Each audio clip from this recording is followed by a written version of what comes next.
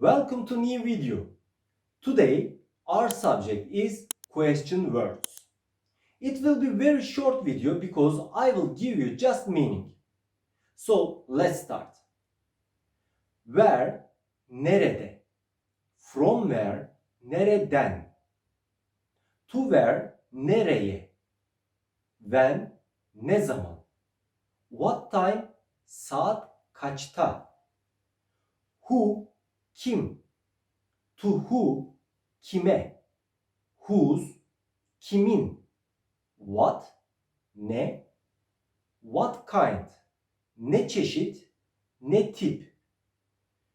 To what, neye. How, nasıl.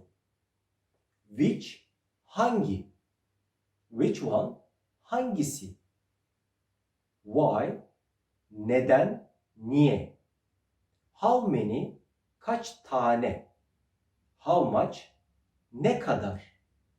How long, ne süre.